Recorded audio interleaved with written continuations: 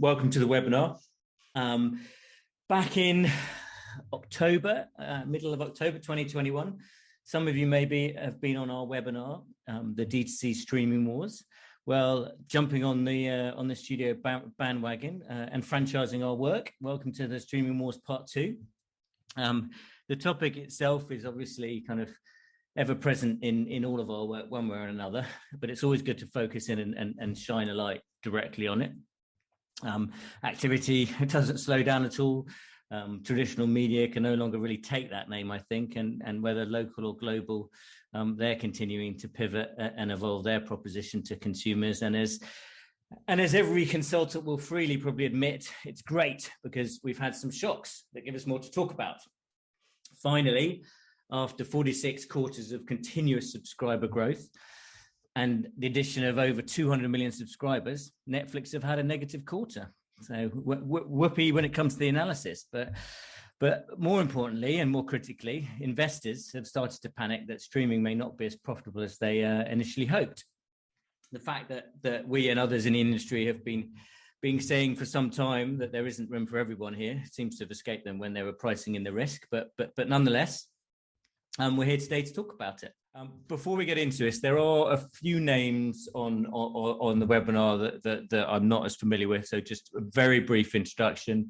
My name is Jack Davison. I'm EVP at 3Vision. We're a global TV industry consultancy. We work with businesses across the sector in lots of different ways, solving their challenges. We have teams who use their experience to acquire content for companies throughout EMEA broadly as they develop and enhance their propositions. Over the years, we've launched all types of TV service in lots of different markets, and that helps to underpin all the work we do in other areas, whether it be the business development support work we do, the research work, the strategy work, and all the areas of our consultancy. It's through that practical experience and real life case studies that we hope that enables us to offer strategic support and research that's really helpful, essentially. I will give one quick plug, as I did last webinar, to our podcast, Inside Content. This is growing, it's growing fantastically. Don't listen to it for us, listen to it for our superb guests. They all take time out to talk to us about the issues of the day, and I can't recommend it more. But I think podcasts are the least intrusive way to pick up on great insight, and so give it a listen. And the final bit of admin, I'll just say, as I mentioned, Show Tracker.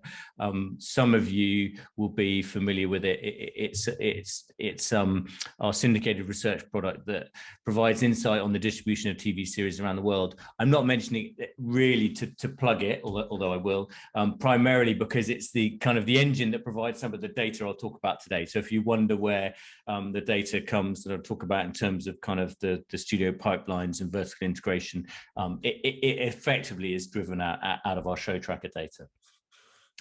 So I'll move on. I will say, feel free to ask questions. I'd use the chat or the Q&A on the Q&A tool. I'll try and catch up on them. Probably at the end will be best, but I will keep a lookout. But let's come back to the theme of the day: the streaming wars. They are the streaming wars we find ourselves in are now a legacy of probably 15 years of SVOD launches across the globe. This is by no means exhaustive. I'm sure I'm missing some, and I'm probably missing some of people that are on the webinar, so apologies. And it doesn't even include AVOD, which arguably you should start probably with Google's acquisition of YouTube in 2006 and kind of Hulu, Crackle, other regionals like Youku in 2007. But what it does hopefully illustrate is the breadth of services, both in the US, kind of the launch timeline along the bottom, and across the globe, without even going into the niche and the specialist service, of which there are obviously hundreds. The size of the bubble here in the background represents subscriber growth. Essentially, a few different analysts with a few different views, but over 1 billion subscribers now to SVOD services around the world. Although the addressable market continues to grow for SVOD, and there are markets developing fast, the levels of competition, I would argue, are growing faster. Competition is pretty unrelenting for everybody, whether you're global or you're local. Last year, the prospects for global SVOD, I was going to say were rosy. I'm not sure that's right, but we're pretty positive. Understanding there were challenges, and there's a recognition that there wasn't a single kind of global blueprint for anybody, and an understanding that size was important, especially if you're fighting for one of the top places. But now I would say there's a sort of confluence of factors that are starting to handicap the SVOD streamers, whether it be kind of the investor sentiment, the cost of living crisis, the competition between each of them, and maybe the emergence of AVOD as a stronger proposition. There are lots of things maybe, well, working against them. And through content, through pricing, through partnering, through bundling, kind of all of these services are going to have to work hard to win. I think today we saw Disney launch in South Africa, I think possibly across MENA, and they've launched with some pretty aggressive introductory offers. But at its simplest, the basic challenge remains the same.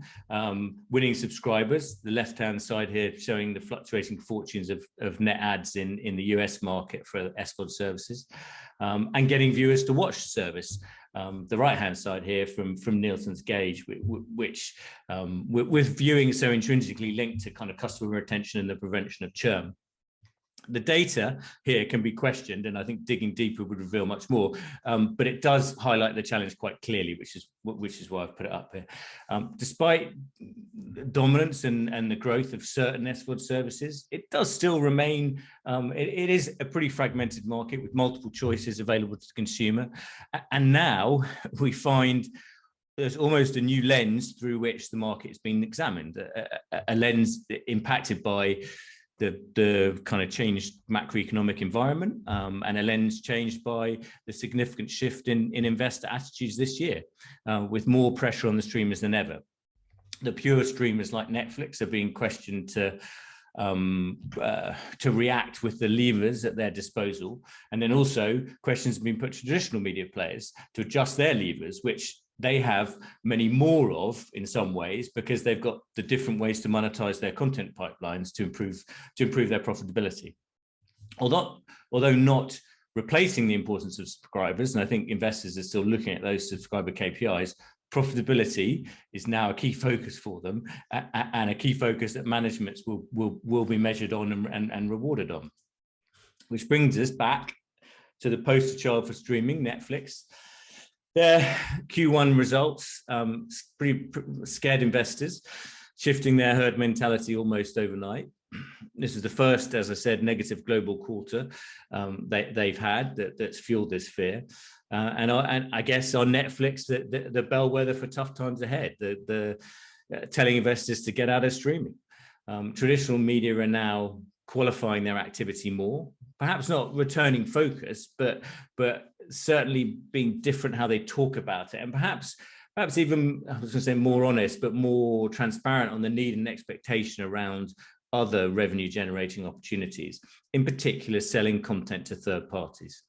Optics for investors are always an issue, and with the investors needing to hear that the broader, I guess, well, the broader economy for content is important also for studios. You'll forgive me for sort of saying, hold on a minute. Firstly, kind of streaming isn't going away for some of these guys. It isn't reversible. And secondly, if a company doesn't experience some troubles, then it's probably too good to be true. But also, I guess, thirdly, as we said in our last webinar, it isn't cut and dry in terms of how studio pipelines of content work. And whilst there were signs of vertical integration, which we'll go on to even more so, there are also examples of kind of pragmatic and strategic thinking when it comes to how content flowed. But it does raise questions about how some of them will move forward now, and how the balance of their activity may change, with perhaps more nuances to how many of them can and will operate with their D2C. But just quickly to put Netflix into context as we are talking about the streaming wars. It's tough for them. They're under pressure, no doubt, but matters have been made worse by their negative kind of hit in Russia, which was 700,000 subs in one instant. This would have made their quarter positive if they hadn't done that. But nonetheless, they did have other negative quarters in two other regions, and the massive kind of boost they got in Q1 20 and during the pandemic is another factor. They've always talked about their growth brought forward, but they do have issues. The cost of living crisis does present a significant challenge for most companies, and streamers are not isolated from that. And combined with kind of the competition that makes consumers rethink their monthly spend kind of more seriously, it's harder. And Netflix have given some fairly strong warnings of subscriber losses this year. They know it's a tough environment, and they aren't going to have it easy. But let's not forget that they remain the biggest. They have built incredible scale. They're strong globally, and they're leading in most markets, not all markets. And we can't take away from that. But Wall Street and the investors have had their say since our last webinar, which was in October 2021, which was pretty close to that all-time high. You can see there towards the end on the right. The share price has fallen 70%. But I guess again, context is important. But they're not alone. After the dominance of tech for sometimes, in particular in the US, kind of the winds have definitely changed. Markets kind of frequently dominated by herd mentality, and for a long time nothing's been able to work against them. But bad news leads to big impacts, and there might be rallies, but there are headwinds that suggest more volatility and more headwinds for tech, with whether that be kind of the fact that money's not so cheap for them anymore with rising interest rates, and kind of arguably kind of resetting of those values that were changed by the pandemic, resetting of those kind of activities and behavior that was changed by the pandemic, kind of geopolitical tensions, supply chain pressures, kind of inflation, cost of living, all of those really important things that are working against them. But back to Netflix, and back to the content.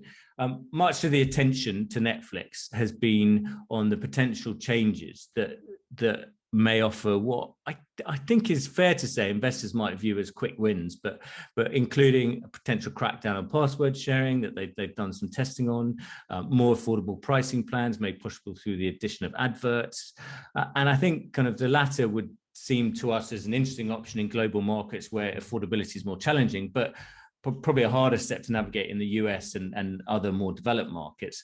But I'm probably not alone in thinking that it's sad that the answer to support a product's growth is to make it worse. I know there are some great things about the advertising industry, and I know advertising isn't all bad, but I fundamentally believe that if you add commercials to Netflix, it makes it a worse product, whatever money you save. But more importantly, I think not enough focus is in our mind being given to their content. Everyone's been talking about all of these other factors. They've not been talking so much about their content. That some have, but not as widely as it should be. The success of Netflix over the years has been its content. Historically, it's kind of high profile acquisitions, but more importantly, more recently, the digital originals they've produced. They've grown their scripted originals very well. Historically, they've outpaced Amazon, and over the past kind of 5 TV seasons, here on the right hand side, you can see their growth in scripted TV series output. Even the COVID pandemic that had a big hit on a lot of people's production led to kind of not really a drop for them, which suggests if there hadn't been a pandemic, it would have been even bigger. Foreign language original output much higher as well, and bigger than English now, making it kind of unsurprising that they'd get a hit like the Squid Game. And if you compare the total number of English language scripted commissions from Netflix with the other US SVOD services on the left-hand side here, you see that their kind of service is well ahead of its rivals, both new and old, in terms of scripted commission in the 2021 TV season. However, it could be that this lead is slipping. It's challenging very much relying just on numbers to talk about performance with content. Volume is only one thing. Standout hits are key to customer retention, and also quality matters. We tend to refrain from using kind of bespoke qualitative indicators, as each of them have their own kind of weaknesses and they're not entirely clear. But in this instance, kind of with these numbers, there are signs that their scripted original seed may be slipping. And that is, just as an aside, combined with a kind of an underlying feeling that they are, we believe, drowning some good quality content with weaker unscripted as they chase new audiences, but that's probably a whole another webinar. But Netflix positioning with new scripted content in the current season, here we're talking about the season between September and December, the period between September 2021 and December 2021 is not as strong for the last full season. This is important. This is always traditionally an important part of the year. The US studio rivals have stepped up their digital original output.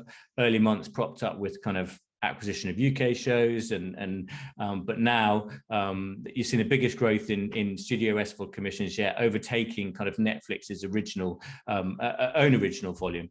No individual studio has done that, but then if you think kind of you add to this output, which is their digital original output with their other assets, that changes the picture for individual ones, with Disney within that kind of pink 25 number there. Kind of Disney commissioned only 5 new originals in the 21 full season, but internationally they have virtually all their titles that they get from Hulu, from ABC, from FX or Freeform, which tend to surface on Disney Plus Star globally. And when you add those together, they have as many digital originals as Netflix.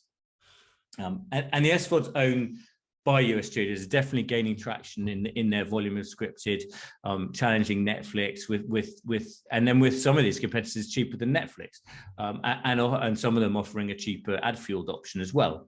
And notably, that will include, by the end of this year, Disney. But with Netflix engaging in far less acquisitions from third parties that it has done historically, which enabled them to supplement their originals, and this in particular, as some of its old suppliers will rather kind of not sell them the content anymore and keep them themselves, the better focus for us is whether they can actually kind of regain kind of a lead in the content race. But if we move on just from talking about Netflix, let's return to the overall context of the SVOD market. In terms of the landscape, yes, Netflix are dominant, but they're not alone. There's lots of kind of rethinking that we're going on in the competitive market, whether that be ad tiers and all of the things we've mentioned. But we would expect kind of further consolidation this year, and that being inevitable, perhaps some that will be very significant. But as you can see, Netflix only represent a portion of the SVOD market, and the context of the market within which the content distributors are working in and operating in it includes these studios that have different ways to monetize the content, and we'll go on to that to talk about that now. The studios have lots of considerations, and just as history has shown, they can play in multiple markets in different ways. And whilst we've had a kind of a pretty intense period of D2C kind of SVOD focus, supported by the investment community who are demanding that pivot, we may now see a slightly different phase of development, more nuanced period where kind of third-party sales aren't sort of burnt to give D2C growth the best start it can possibly get. If a company needs profits and not just D2C subs, and need to reassess kind of approach, this comes after last year's kind of pivot to varying degrees to withdraw content from the market. So what does this mean for content distribution? There's lots of considerations with this new context from the different lens people are using, and this means strategic thinking is happening in terms of making content, using content, selling content, not just keeping it for themselves.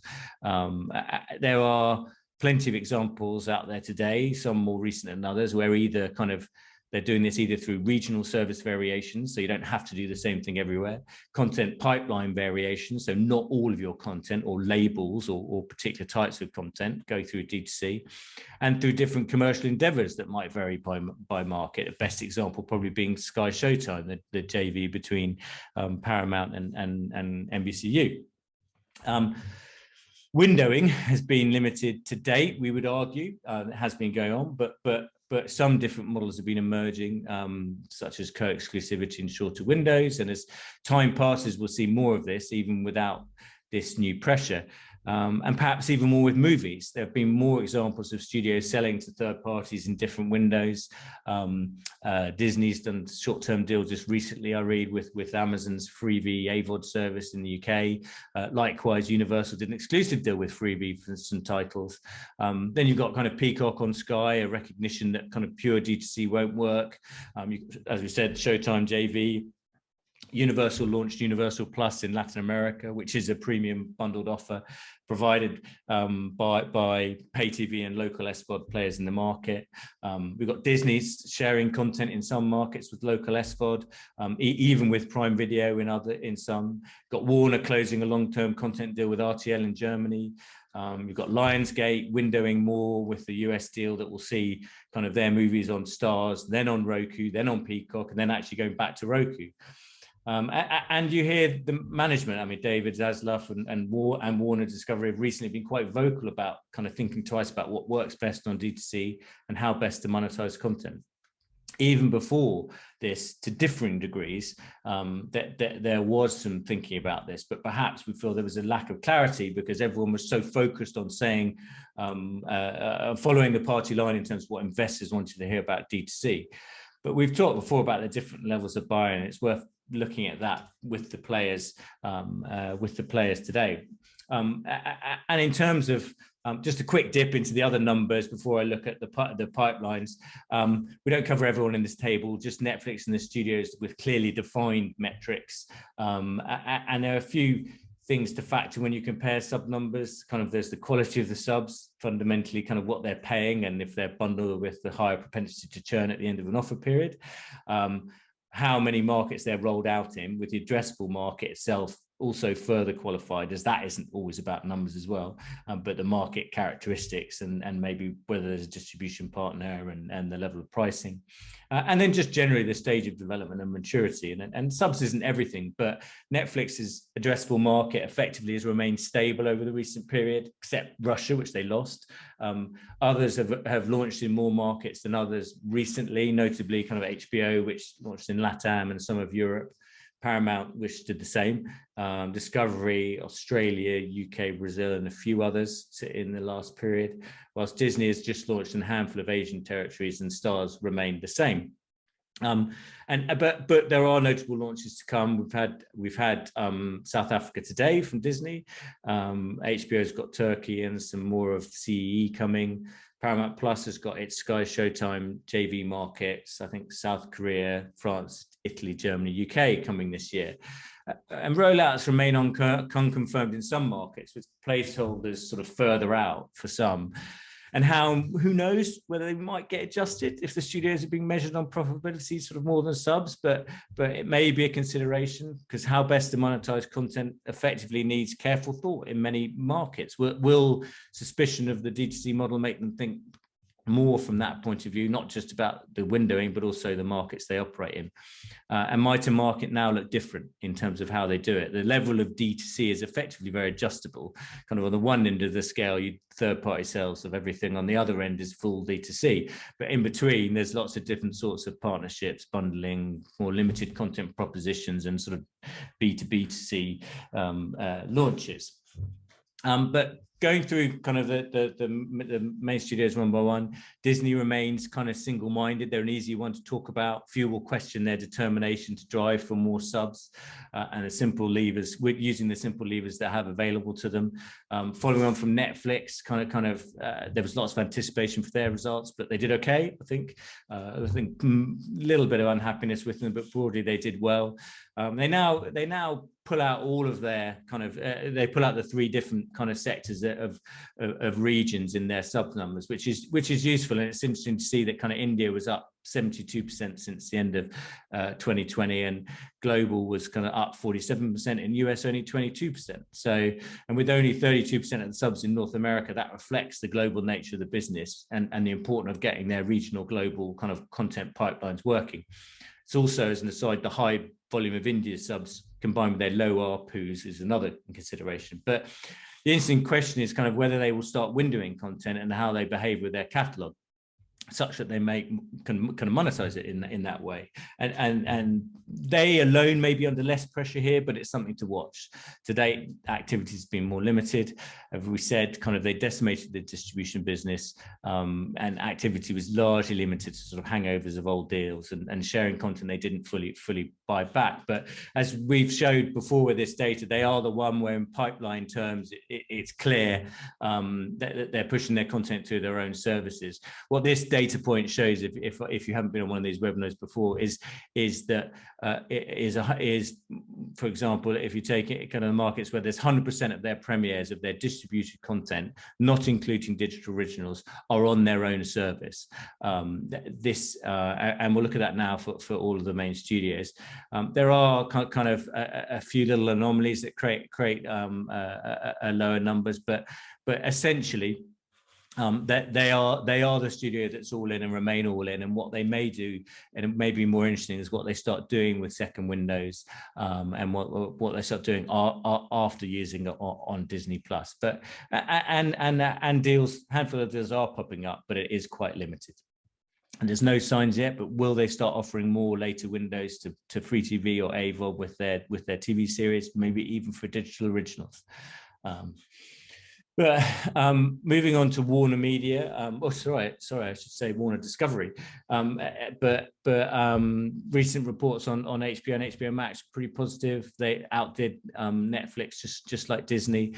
They added 3 million subs in the quarter, bringing their total to 77 million. Of that kind of 3 million increase, just over half came from the US. But with that, revenues were up only a single-digit percentage. Ad revenue was down marginally, and operating revenues were down 33%, due to continued investments in streaming. And there are clear noises from new management that profitability needs to be a focus. Their picture when it comes to vertical integration is different, obviously. As with Disney, in markets where HBO Max has launched, we're seeing almost, in most of them, 100% of premieres of shows they distribute are premiering on HBO Max. And the key launch markets, this shows their intent, pipelining everything. But there remain a few small linear business like Warner TV in France. But in general, as we've said before in the previous session, existing output deals are holding back HBO. And in theory, as they launch and as these output deals end, we should see these numbers grow. And as you can see here, I mean, they haven't been able to match those levels of vertical integration from Disney, and they haven't been able to launch in some markets because of the existing volume deals for HBO in international markets.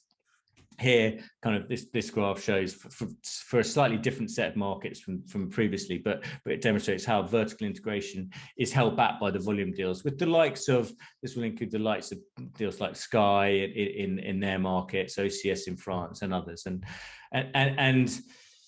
there are, and what is interesting though, that we are seeing deals being done in what you would consider to be key markets, and there may be some timing issues there we'll have to look at. But Warner recently announced a deal in Germany with RTL, said to be a long-term exclusive deal for films and TV series. So this includes HBO Max originals, and it's a very interesting deal to look at, and monetizing Germany very differently. But it's a market they were already waiting until 2025 for their Sky HBO deal to run out. So that might be a reflection of that more than anything else. But there are others. There's that they'll have coming up: OSN in the Middle East, Foxtel in Australia, OCS in France, and even the deal they have with Disney Hotstar in India. There are cautionary sounds coming from the new organizations saying they'll look how best to monetize content, and whether that will include reviewing what they do in these launch markets will be something to follow, especially third-party licensing deals. Next is Paramount. Paramount's in a different position, I guess, to Disney and HBO, as they have another lever. They've got their own SVOD. They've now got their Showtime JV with NBCU. They've got third-party sales potentially, and they've got their own AVOD service through Pluto. Their kind of streaming KPIs are all positive as they report, and kind of ad sales rising as well, subs revenue rising. So a generally positive story, and service presence again dictates content pipelines and levels of vertical integration. With a bit more variety here, driven by the different services in the different markets. But where they are present, even with Paramount Plus, there are some variations. But this year will be a significant development for them, launching in the UK, Ireland, Germany, and Italy, while Showtime JV opens up in markets in Northern Europe, outside of those Sky markets, inverting the Paramount Plus markets. And we'll expect changes in these numbers following that. And Paramount has been growing their vertical integration, but overall, if you look at the red graph on the left, but they have a huge catalog, they have a huge number of assets, means they have scope for chopping, and they've been the ones very much talking about co-exclusivity and windowing. And once the UK market launches next month, we can already see through the schedule that overall kind of pipelining number will jump kind of straight away from 40 to 48%.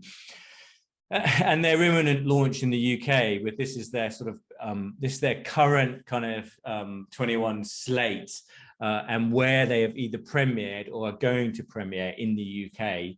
And it's interesting to look at. The service is going to cost about $6.99 a month, versus $7 for Disney and $6.99 for Netflix Basic.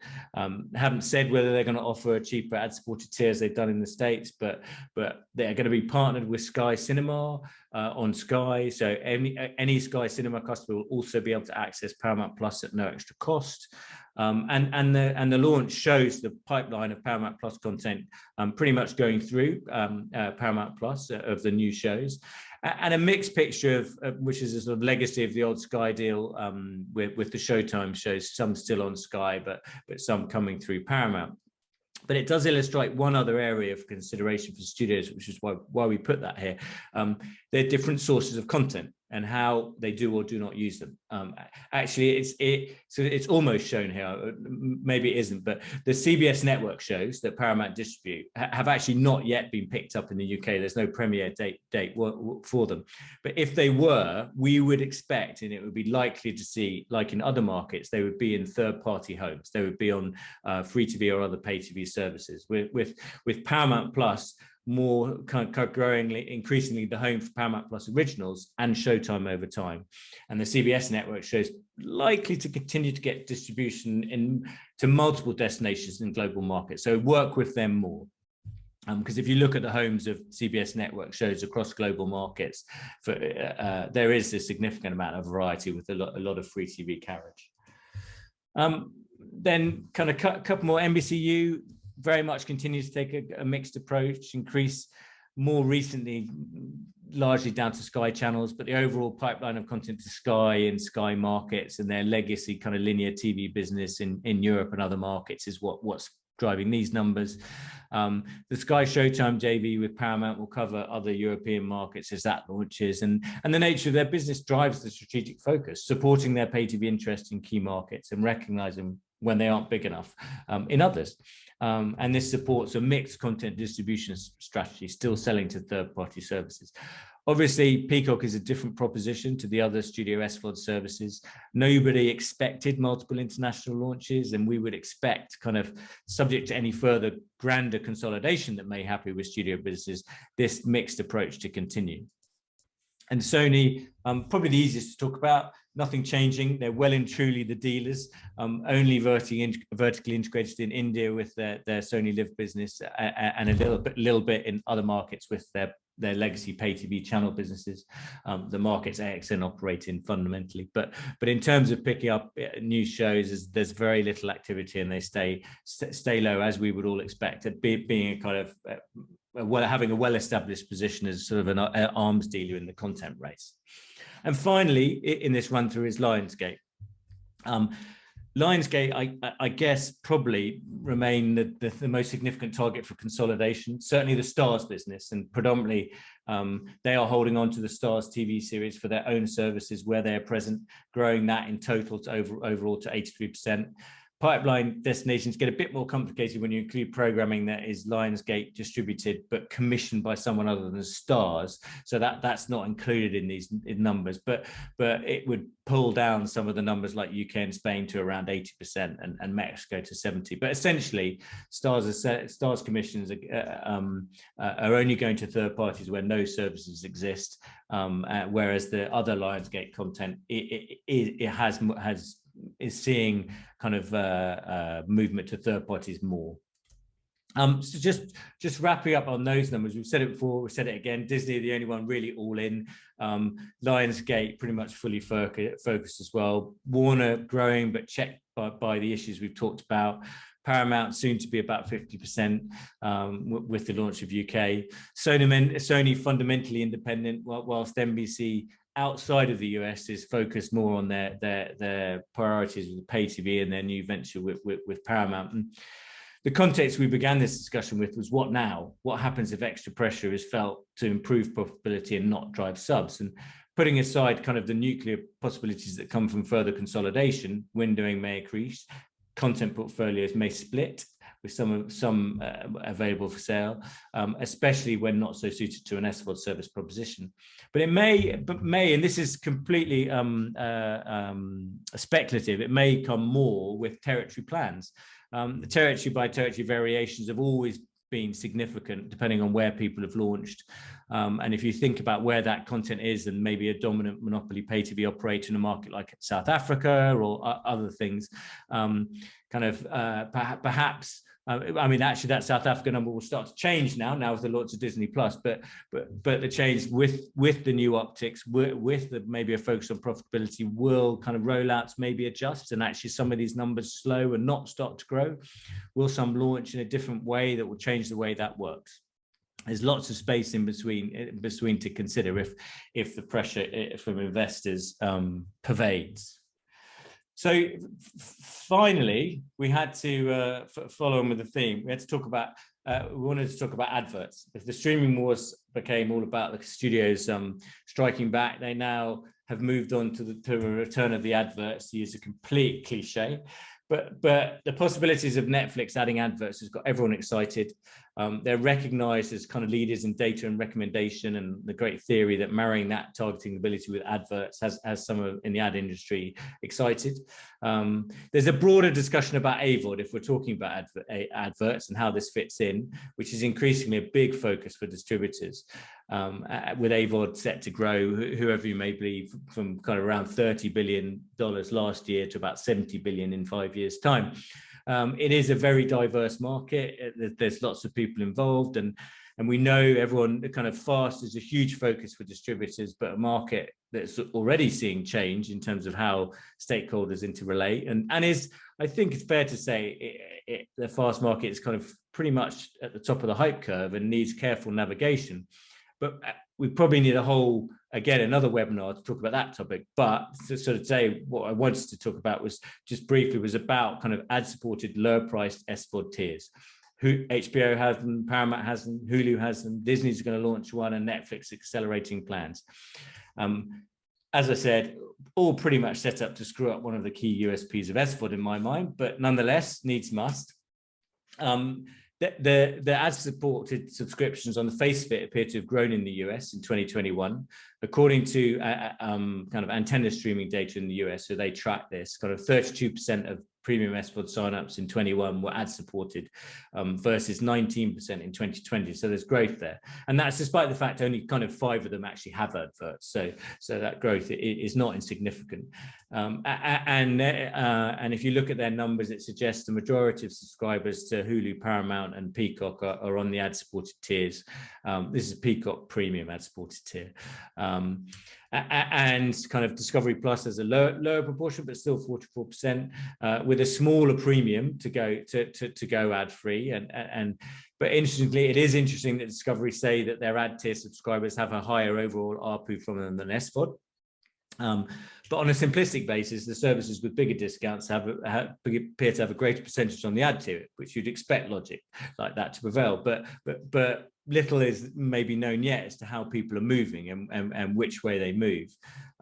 It's worth noting briefly that HBO Max ad-supported tier here also has a different content set. They didn't get the day and date films, which had considerable success for them. But what quickly on the ad tier stuff and on pricing, whether ad tier related or not, it's clear that global pricing strategies kind of will need review when it comes, certainly when it comes to Netflix.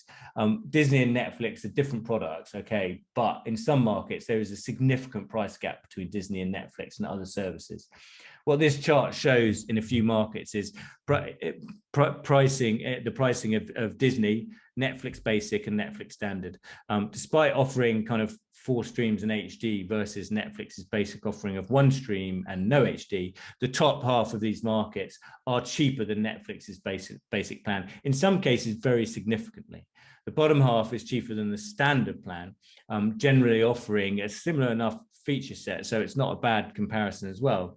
There are some selected markets where Netflix have some cheaper mobile-only plans, but their ad inclusion review will no doubt be looking at this and the impact on international markets and the perception of their pricing and the value in the market with comparison to others. And Disney are launching an ad tier of their own this year in the US and internationally. And they haven't said the price, but they have said the new tier will be offered as a discount compared with the ad-free tier. So if you're reducing the Disney price even more, that presents a significant challenge in our mind for Netflix, with little to do but kind of follow them with an ad tier or introduce sort of ARPU killing kind of price reductions. There are kind of parallels, I know, to other times in history when adverts were introduced to pay TV services, and we've seen different initiatives to prevent ad skipping and reintroduce adverts. So we shouldn't be surprised. But fundamentally, I don't believe it's the answer to all Netflix's problems today. And perhaps the stronger answer, as we said at the top, is about their content. So finally, just to wrap it up, kind of this is an aggregate view of those pipeline datas that we went through, and it kind of, I'd leave it as an open question. The new focus on profitability may encourage studios to window more and open up more content. That may not impact the actual first window pipeline of scripted content, but the realities and the challenges and the focus on profitability may change some approaches in different markets that will underlying affect these numbers. Netflix is going to have a tough year, and its content needs to get it out of trouble quickly. Pricing strategies, including with advertising tiers, will need tough examination, especially with competition and with Disney's activity. Short term, I think we'll see these numbers go up, but outside of the first window, I think we will see more activity, and we'll wait to see kind of, no doubt, updates on territorial plans over time.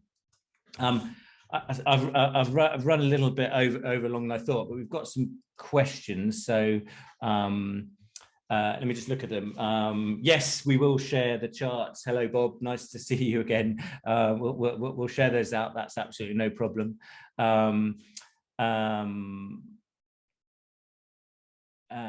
A general question here on kind of, have we noticed any streamers licensing their own productions externally to pay for TV, especially in non-core markets? That is, I guess that's core to everything we've been talking about in terms of specifically licensing kind of the originals.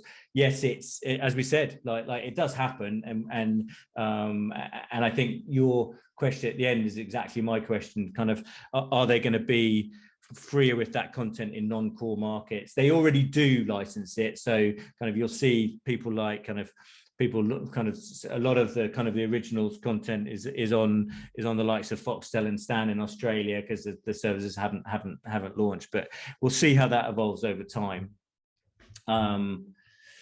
Is Netflix's box set binge model still the way to go? Do you see it change to weekly drop model? I don't know. That's a good question. I've got split views on that. I think there's some people that argue the weekly drop set is strong in terms of kind of churn retention and keeping hold of people. I think you have to have a balance, whatever, because the box set didn't become a socially acceptable word for no reason at all. But we're binging on box sets, I mean, because consumers like to do it. So I think that there'll be a combination. Consolidation, further consolidation is likely. Would you like to see a type of the studios? There's a long story of hypothetical possibilities there. You could have Comcast and Paramount. I guess they've already got this logical kind of JV that's effectively a distribution partnership in Europe with Sky Showtime, perhaps more like that, for kind of a fuller merger. No doubt something to be considered. That one is obviously complicated by the ownership of 2 networks in the US, but I imagine you could offload one of them.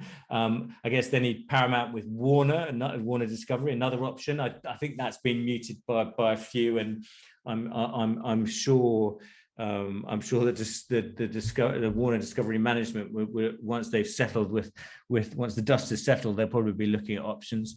I guess Starz is probably the most interesting one. Starz, I think, is on the market. It's there for sale. Perhaps Paramount will buy them, or NBC will buy them, and there's I guess, I think they call it industrial logic, don't they? There's industrial logic in that. Lots of rumors, lots of suggestions on that, even Roku's name coming up. But I think, I think there will be. I mean, what with the competition, the pace of change, content challenges, it means that kind of, if you're not Netflix and you're not Disney, and you still have challenges, you're probably going to have to do something. You're probably going to have to consolidate in some way. That being said, well, who knows? But I think there will be something happening. Maybe have a look. I think we're probably close to wrapping up. We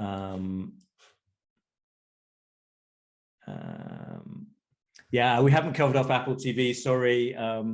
There's more. There's only a limit. I've already overrun without them. But yeah, it's remain quite selective in what they're doing. High quality, but very interesting. Kind of, especially their focus on films. Let's see how they, and I haven't talked much about Amazon either, but they obviously are driven by very different strategic priorities, which is why sort of we focus more on the studio ones. But I think that is probably time. Thank you very much, everybody, for being on board. We will, the webinars will be available on demand. You'll see links coming out to that, and the presentation will be available. But yeah, thanks for your time. I hope that was useful, and we will. I hope to catch up with some of you in person soon.